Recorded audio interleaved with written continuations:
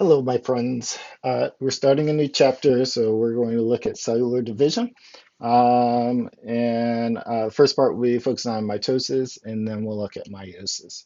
And so, just to remind us, I have kind of a prototypical animal cell here. We have nucleus, the smooth and rough ER, where protein processing and lipid uh, processing and production occurs, the mitochondria, where we just spend a lot of time looking at processes of cellular respiration occur, the Golgi, centrioles, which organize the cell division, lysozymes, and random vesicles that occur. And so we're predominantly going to look at the process of what happens with the chromosomes um, during cellular division and how that process occurs. And this is an electron micrograph of a cell. We will be able to point out what phase of the cell cycle this is, but this is as it's completing um, cellular division. In the green here are the cytoskeleton structures. So this is the that forms the kind of structure of the cell. And in blue, oh, sorry. So this is a cell that's in interphase. And note that the blue here is DNA. It's nice and diffuse. This is one that is in um, the end of anaphase, and you can see one, the DNA is much brighter. We will be able to note before they're being pulled apart at their centromeres here, and we'll see that in a little bit, going to two poles. So the cell division process is one in which you're taking a mother cell and making two identical daughter cells in that process. And if we look at the cell cycle, it can be divided into 2 or 5 cycles, depending on how you think about things. The mitosis that we're going to spend all our time kind of talking about is actually a relatively low amount of time that the cells spend in mitosis. So this, if you look at the life cycle of a cell, if you say this is 24 hours, then mitosis might be 3 hours of that or so. Most of the time, the cells spend in interphase. And we call that interphase because when we were looking at these things under a microscope, it seemed like there's not much going on except that the cell was growing. We now know that there's a lot of dynamics that are happening there, but it all looks under a cell like it's all in the same thing. And this is where a cell actually does what it's supposed to do, right? So this is a cell living its life during interphase, what it's supposed to. I liken I liken mitosis to kind of traveling to a destination, right? You have to pack up your clothes. You can't use your clothes when you're traveling. They have to be packed up in a suitcase, and that's what those chromosomes look like. And then it is not the trip that is the kind of point. It is the destination and what you do in that destination that occurs. So mitosis is here. So this involves the chromosome dynamics and cytokinesis, which is splitting of all of the stuff that's in the cytosol. And then in interphase, it can be broken up into 3 areas: G1, uh, um, S phase, which is where the DNA is replicated. And remember, we had 3 billion bases of DNA, and they all have to be replicated for this to happen. And then G2, which is kind of preparation for mitosis. You can imagine that there will be a lot of regulation for a cell to enter S phase regulation, right? Because here, this is a cell in G1 living its life, and then all of a sudden it gets a signal that says, "Yo, you got to replicate 3 billion bases of DNA." It's only going to do that if it needs to, if there's some reason for it. And once it's sitting there carrying its replicated DNA, then the only reason that's going to prevent it from going to M phase is if something is wrong. So G2 here is really just checking to make sure that everything is copacetic. Do you have is all the chromosomes fully replicated, right? Are we ready to go on? You last thing you want to do is start mitosis when you have, an arm of a chromosome unreplicated. That would be catastrophic for the cell. So G2 is this check to see if you can go on to proceed. And then looking at the DNA, we learned about structured DNA earlier. Dr. Handy taught that. DNA doesn't look like this for the most part. Usually it's packed up in these things called histones. And these histones are protein complexes that wrap the DNA around itself. And so these histones then link together to form chromatin over the course of mitosis. And I think we know, hopefully, that if we took the DNA in each of our cells and spread it out linearly, it would be like 3 meters long, right? And all of that is packed into the nucleus, which is, a micron or two across. So lots of packing that's done for this DNA to be able to travel where it's going. And so these chromatin interact that form these chromosomes, and these might be the kind of X-shaped structures that you're familiar with in terms of what chromosomes look like. And I'll say this only occurs at a particular phase of mitosis. You only see something that looks like this at metaphase. This is not how the cells normally have their DNA. And again, when it looks like this, all of the DNA is basically packed into suitcases. You can't access the DNA to do what it's supposed to do, which is, provide the instructions to make the RNA that makes the protein, right? So since it's all packed up, you can't use it. The only thing you can do is move it around from one place to another. So even though this is what we think of as chromosomes, this is only a very particular part of the cell cycle of mitosis in which you see it like that. So we still get a lot of information out of those chromosomes at metaphase, and we can look at the number and the size of those chromosomes, and we get what's called a karyotype. Those karyotypes are unique to the species, and in some cases to the individual, depending on if there are some abnormalities.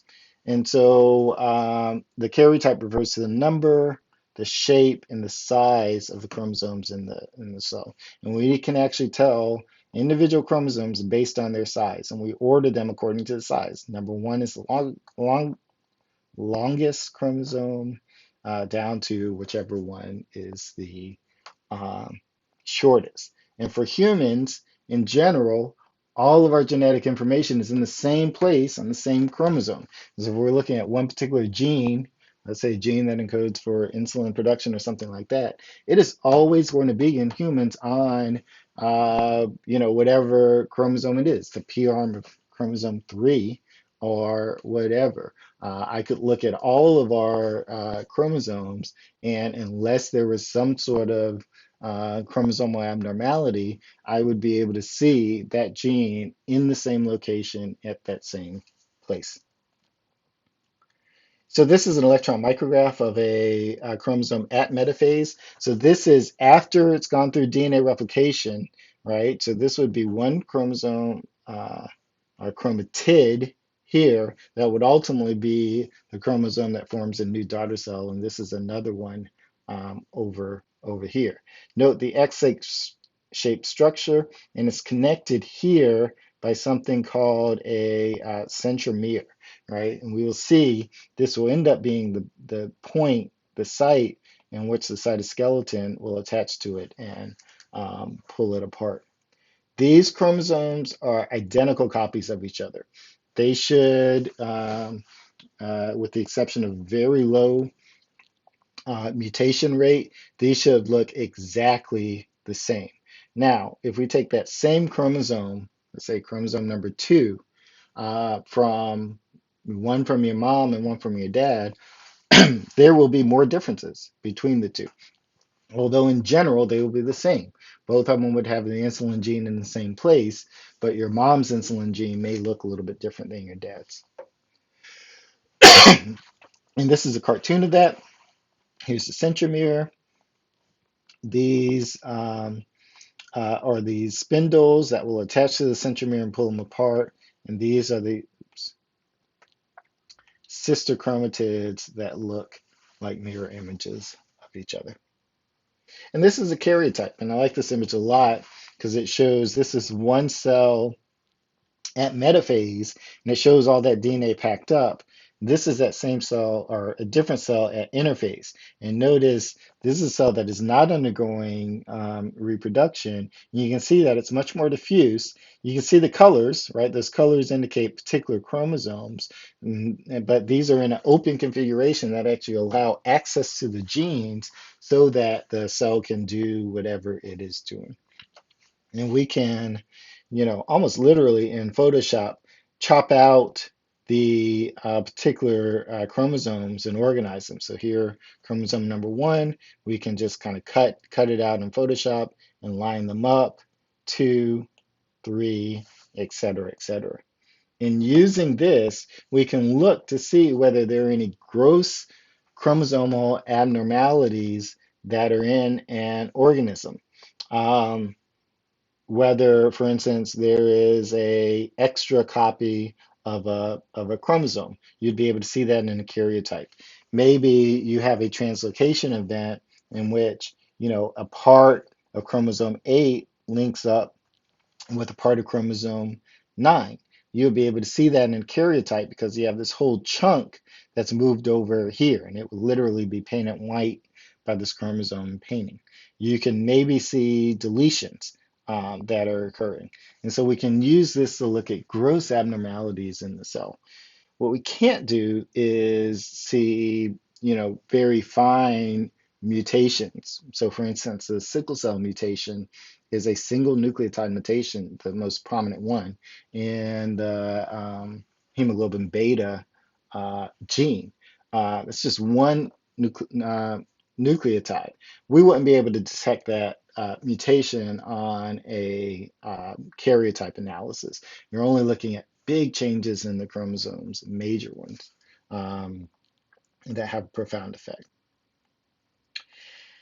And so here, looking at karyotype, as I said before, you would expect that the genes would be in the same place, regardless of the individual that you're looking at. So here, the BRCA2 gene and BRCA1 gene, these are both associated with breast cancer, BRCA1 and 2. BRCA2 is on chromosome 13, and BRCA1 is on chromosome 17. And you should always expect to see that there. The Huntington disease is always on chromosome 3 and so forth and so on. Interestingly, there's no relationship really between the size of the genome, the chromosome number, and the quote unquote complexity of the genome. And so, look, humans, we sit at 23 chromosome pairs, or 46 chromosomes total. And if you look, there are some that have less and some that have more. And, the carp or the dog, some might argue, are more complex organisms, but some might not argue that. So you can't really say that the more DNA you have, the more complex you are. This is with number of pairs. I guess I don't have the genome size, but it's a similar thing with genome size as well. That doesn't indicate anything or much about the complexity of the organism. So now getting to the point of mitosis, and there are kind of three. One is reproduction, so making an identical copy of the cell. Another is growth, right? And a root tip is a common one because what does a root tip do? It grows out into the ground in order to search for new water and nutrients, or regeneration. So if I were to be cruel and grab this lizard by the tail, the lizard might break off, and it could use that mitotic processes to regrow a tail and keep it pushing. And these are slightly different in prokaryotic and eukaryotic organisms. Remember the difference between the two. Prokaryotic organisms lack organelles. Eukaryotic organisms have membrane-bound organelles, including the nucleus. Prokaryotic organisms have circular DNA. That's very circular DNA. And eukaryotic organisms have linear DNA. Actually, that linear DNA causes a problem, um, which is that there are ends, and we have trouble replicating those ends. That actually forms the basis of my research interests. It's looking at the ends of chromosomes called the telomere and how we replicate those and what the implications are. So I'll probably talk about that in a little bit, a couple of lectures. Um, in circular DNA, there are no ends, and so prokaryotic organisms don't have those issues at all. So for prokaryotic cell division, they divide by binary fission. The cell stretches off. They lay down a little line at the end, and then you have replication of the DNA that occurs via replication bubble, and it occurs in two different directions until they've formed an identical copy.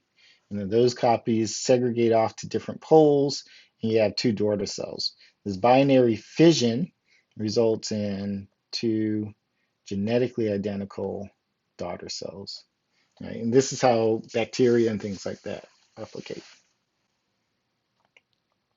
Eukaryotic cell division occurs slightly differently because you have linear chromosomes and different ones. You have your growth phase, you have your DNA synthesis phase where you replicate your DNA, again, G2.